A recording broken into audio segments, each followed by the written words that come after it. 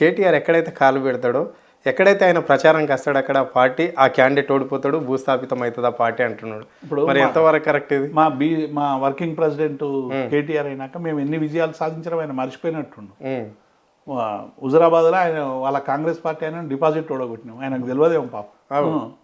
మునుగోడులో మేము గెలిచినాం, కాంగ్రెస్ పార్టీ పరిస్థితి ఏమైందో పాపం రేవంత్ రెడ్డికి తెలియనట్టుంది. మా జిహెచ్ఎంసీ ఎన్నికల్లో మా బలం ఏందో మేము మా వర్కింగ్ ప్రెసిడెంట్ ఏం చేసిండో చూసినాం. నువ్వు మా ఎమ్మెల్యేలను అందరిని ఎత్తుకపోతావు అనుకుంటే మా ఎమ్మెల్యేలను ఎవ్వరు కూడా 10 మంది తప్ప 11 పోకుండా నీ ఇలా పార్టీని నిలబెట్టి 2 సంవత్సరాలుగా వీరోచితమైనటువంటి పోరాటం చేసిన నాయకులు మా కేటీఆర్, హరీష్ రావు. వీళ్ళిద్దరి వల్లనే ఇలా మా కేసీఆర్ మార్గదర్శనంలో ఇలా పార్టీ ఒక బలోపేతమైన పార్టీగా ఉంది. ఇలా రోజు హరీష్ పేరు లేకుండా, కేటీఆర్ పేరు లేకుండా, కేసీఆర్ పేరు లేకుండా నీకు నిద్ర పడుతున్నారు. నువ్వు రోజు వాళ్ళ చెప్పమే తప్ప నువ్వు ఇంకేమైనా చేస్తున్నావా? కేసీఆర్ చేసిన పని కాకుండా కొత్తగా ఏం పని చేసావు?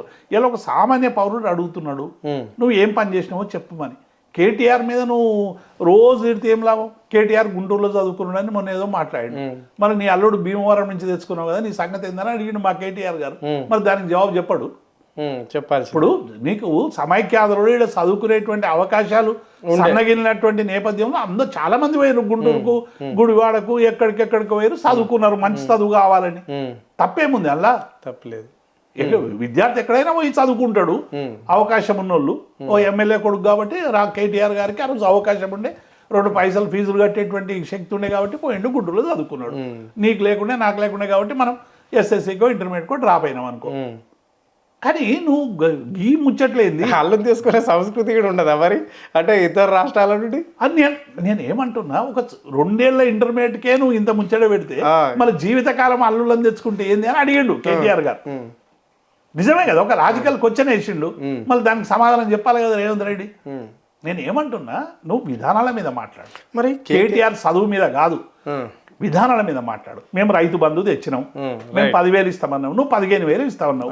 15,000 ఎందుకు ఇవ్వలేకపోతున్నావు చెప్పు, లేకుంటే 15,000 మహిళలకు మేము 2,500 ఇస్తామన్నావు, ఎందుకు ఇస్తలేవో చెప్పు. తులం బంగారం అన్నవి ఎందుకు ఇస్తలేవో చెప్పు. నిరుద్యోగ యువకులకు భృతి ఎందుకు ఇస్తలేవో చెప్పు. ఉద్యోగులకు డిఎల్ ఎందుకు ఇస్తలేవో చెప్పు. ఉద్యోగులకు పిఆర్సీ ఇస్తలేవో ఎందుకో చెప్పు. ఉద్యోగుల్ని 29 మంది ఇలా 39 మంది చనిపోయినరు, ఈ చనిపోవడానికి కారణాలు ఏంటో చెప్పు. గురుకుల విద్యార్థులు 60 మంది చచ్చిపోయారు, వాళ్ళకి సంబంధించిన సమస్యలు ఏందో చెప్పు.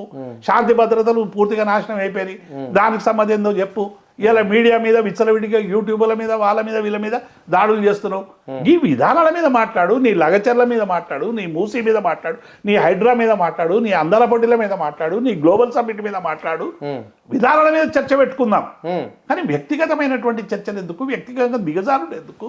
వ్యక్తిగతంగానే కేసీఆర్ కుటుంబాన్ని, కేటీఆర్ను, హరీష్ రావును ముఖ్యంగా వీళ్ళని టార్గెట్ చేసి ఎప్పటికప్పుడు ముఖ్యమంత్రి నోరు జారుతూ ఉంటాడు. ఎందుకు మరి? ప్రధానంగా కేటీఆర్ అంటే ఎందుకు గిట్టదు ఆయనకు?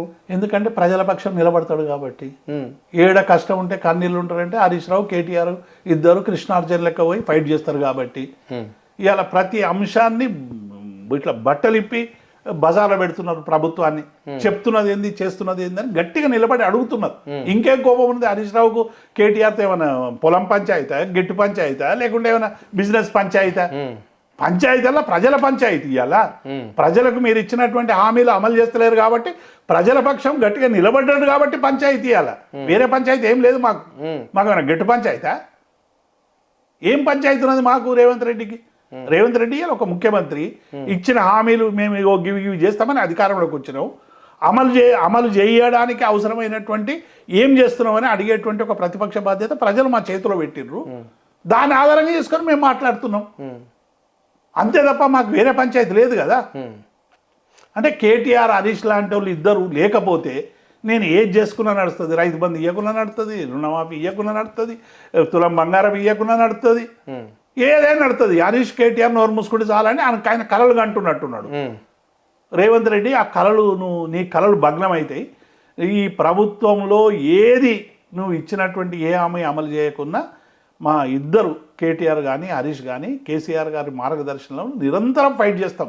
వారితో పాటు మా లక్షలాది సైన్యం ఉంది ఇవాళ బీఆర్ఎస్ పార్టీలో. బీఆర్ఎస్ పార్టీ ఏం మన ఎందుకు మనము ఇంత మొత్తం పార్టీ నాశనం అయిపోతుందని ఒక్క సర్పంచ్ రాడు, 10 మంది సర్పంచులు ఉన్నారన్నావు కదా, మళ్ళీ ఎందుకు 4,000 పైగా సర్పంచులు వచ్చారు?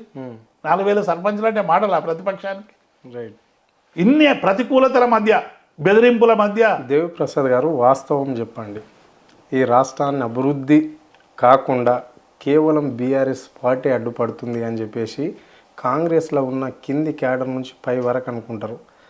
ముఖ్యమంత్రి కూడా అదే మాట మాట్లాడుతుంటాడు పదే పదే. ఇది ఎంతవరకు కరెక్ట్? ఇప్పుడు నేనేమంటున్నంటే, ఒక 1000 అబద్ధాలు ఆడేవారు కల్లా వీడు చెడ్డోడు అంటే నిజంగానే చెడ్డోడు అనే అనుమానాలు ప్రజల్లో వచ్చేటట్టు భ్రమింపజేసేటువంటి దుష్ప్రచారం చేస్తున్నారు.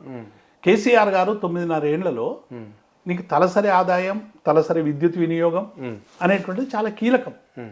జిఎస్డిపి ఇటువంటివన్నీ, ఈ లెక్కలన్నీ కూడా ఎట్లా మెరుగైనాయి అనేటువంటిది ఒక్కసారి చదువుకోమని రేవంత్ రెడ్డిని. కేసీఆర్ గారు 9.5 ఏళ్లలో రైతుకు 2.5 లక్షలు 3 లక్షలు ఉండేటువంటి భూమి రేటును 20-25 లక్షలకు చేసిండు. నష్టం చేసిండా? ఎందుకు వచ్చింది 25 లక్షలు?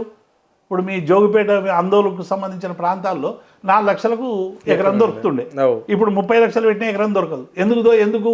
ఇలా రోడ్లు అయినాయి, కరెంట్ అయింది, 24 గంటల కరెంట్ అయింది, ప్రాజెక్టులకు నీళ్ళు వస్తున్నాయి, అవసరమైనటువంటి సమస్యలు పరిష్కారం అయిపోయినాయి.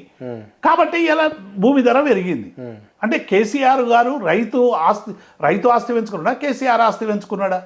4 ఎకరాలున్న రైతు 15 లక్షలకు వచ్చేటువంటి భూమిని ఇలా ₹1 కోటి చేసిండు కేసీఆర్ గారు. ఎందుకు చేసిండు?